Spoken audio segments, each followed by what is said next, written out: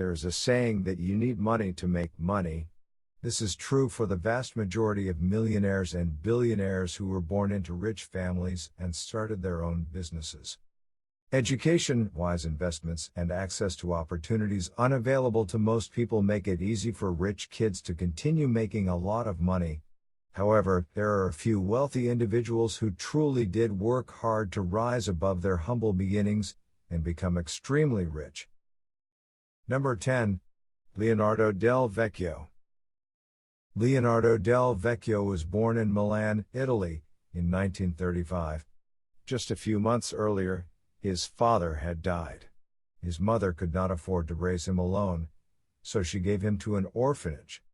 When he was a teenager, he became an apprentice to a tool and die maker and then got a job at a factory called Johnson that produced medals and badges.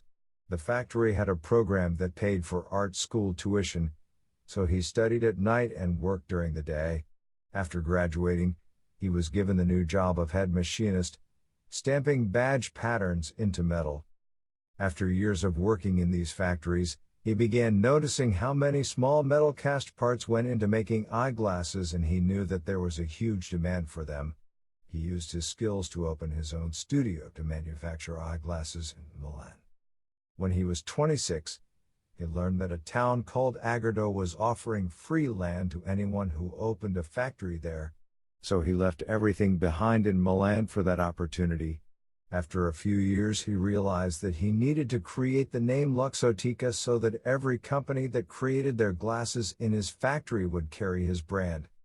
Del Vecchio continued to make wise business decisions over the years, and the corporation now produces Ray-Ban, Coach, Oakley, Prada, and much more. According to Forbes, Delaware Vecchio has an estimated $22.6 billion net worth. During an interview, he said, "When I was starting out, I never thought I would get this far. I was always just trying to do well for myself." Number 9. Peter Dinklage. Fans of Game of Thrones will know and love Peter Dinklage for his portrayal of Tyrion Lannister. Looking at his talent, it's easy to assume that he always had success in life. The reality is that he was born in New Jersey to parents who didn't have a lot of money. He had aspirations to be an actor, so he went to college and got a degree in theater. After graduating, he had a huge amount of student loan debt. He couldn't afford an apartment, but at least his friends let him stay on their couches in New York City. Dinklage started getting day jobs cleaning. When he finally pulled together enough money to share rent on an apartment, it was only enough to earn him a permanent spot on the floor. After 2 years of searching for work, he finally got a full-time office job doing data processing. The money he made was only enough to stay in an industrial loft without heat. He hated this job, couldn't find a girlfriend, and drank constantly to ease the pain as he snuggled with his cat, Brian, in the cold apartment. When he turned 29, he promised himself that he would take the next acting job and leave his miserable data processing job behind. Even then, it took years of building his acting resume to land the lucrative role in Game of Thrones, which eventually paid him over $1 million per episode. During a speech, he said, "Don't search for defining moments. They will never come. Don't wait until they tell you you're ready. Get in there. I waited a long time out in the world before I gave myself permission to fail. Please, don't even bother asking. Don't bother telling the world you are ready. Show it. Do it." Number 8. Joo Won Chang. In 1981, Joo Won Chang moved from South Korea to the United States with his family. Sources conflict on his exact age, but he was in his 20s. He began applying for jobs right away in Los Angeles and worked in a coffee shop washing dishes for $3 an hour.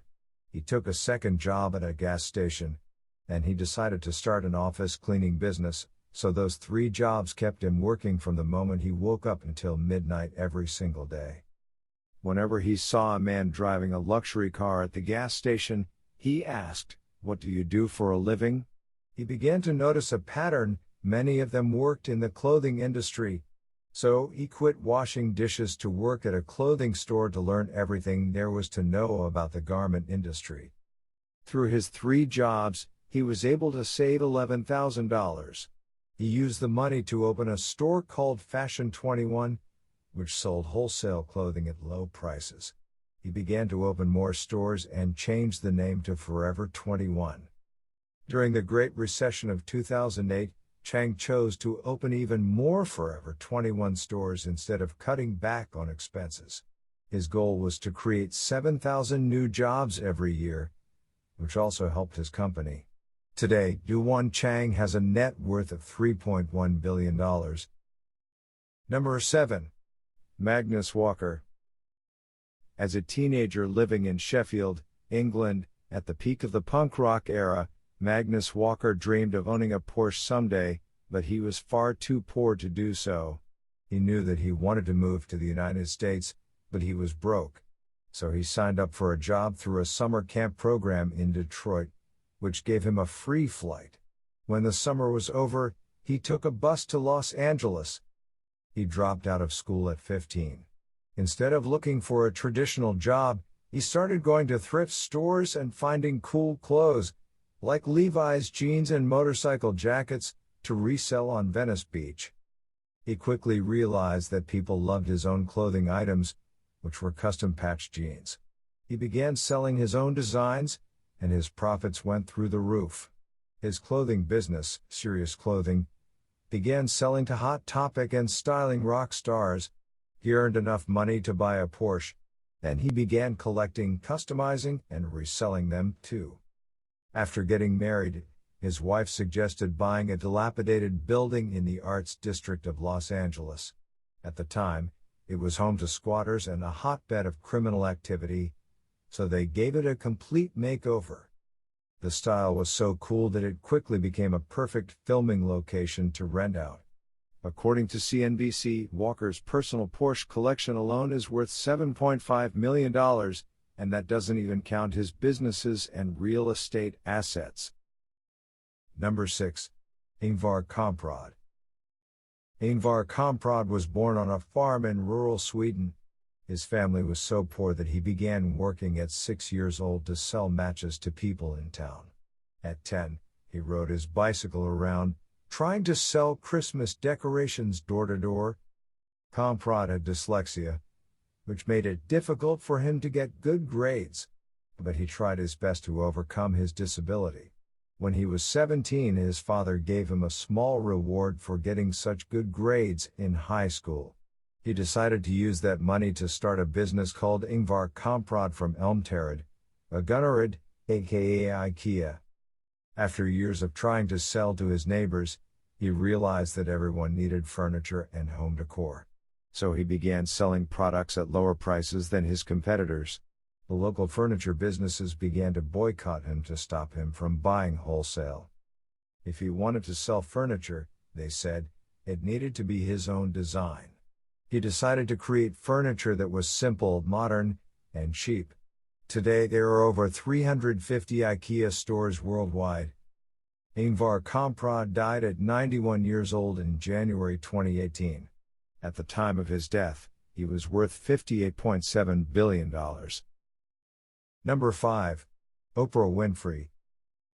Oprah Winfrey was born in a tiny town in Mississippi to a teenage single mother who worked as a housemaid. They had to rely on family to help them survive. When she was just 9 years old, multiple men from her family raped her repeatedly. She moved to Tennessee to live with her father, but the sexual abuse never stopped. At only 14, she got pregnant. The baby died soon after birth. Though Oprah had been through hell and back at such a young age, it only made her have more empathy for the pain of others. She was incredibly smart and excelled in school. She got a scholarship to college and a job at a radio station. She worked her way up to being a news anchor. There was something truly special about her personality. When she was 30, she became the first black woman in history to have her own talk show. Today she is worth $2.7 billion. Number 4. John D. Rockefeller. When you hear the name Rockefeller, It's hard not to associate it with wealth. However, it didn't start out that way.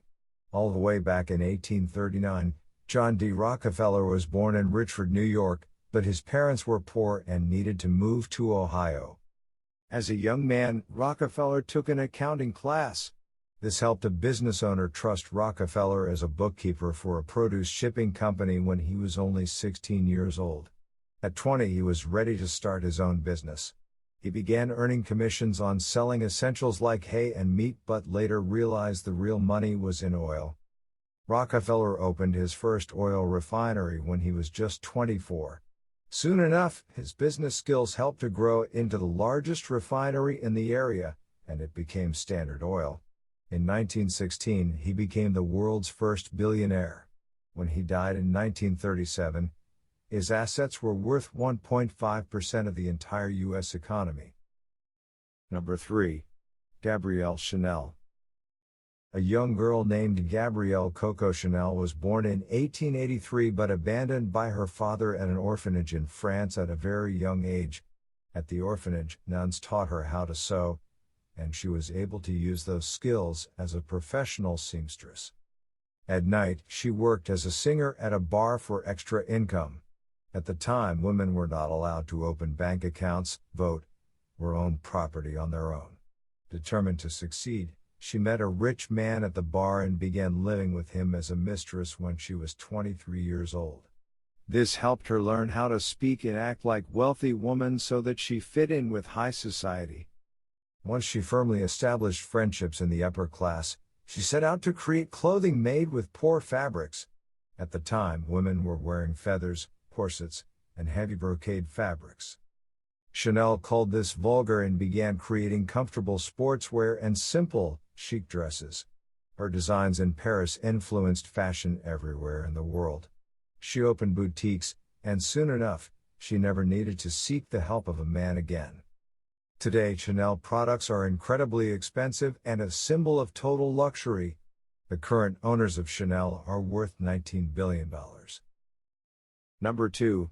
Lebogang Gwala. When he was very young, Lebogang Gwala's father died from cancer. His mother had to raise him and his siblings alone in one of the poorest neighborhoods of Port Elizabeth, South Africa. He struggled in school and his mother spent what little money they had to send Gwala and his siblings to a private school. He wasn't able to get his high school diploma until he was 20 years old. He swore to himself that he would never struggle with poverty again. He vowed that he would be a millionaire by age 25 and devoted his life to just that. Gwala went to college to study business and got a sales job to help pay for tuition. After graduating, he founded a company called Gwala Enterprises and Media. By age 27, he became a Rand millionaire. In 2015, his net worth was estimated at $19 million. He is also a judge on the South African version of the TV show Dragon's Den, where he mentors other entrepreneurs. Number 1. J.K. Rowling. Joanne Rowling grew up with two parents who struggled financially. She went to college with the dream of becoming a novelist, but her parents always told her that it was a pipe dream. As an adult, Rowling had to flee an abusive relationship in Edinburgh, Scotland, as a single mom. She was very nearly homeless, relying on government assistance to survive. Hitting rock bottom was the inspiration for her to dive into writing stories, so she focused on finishing her idea of Harry Potter, which had been brewing in her mind for a long time. Multiple publishers rejected her manuscript. Finally, when she was 32, Harry Potter and the Philosopher's Stone was published in the United Kingdom. Today, she is the most successful novelist in the world. The Harry Potter franchise has grossed at least $7.7 billion, and she is personally worth $650 million.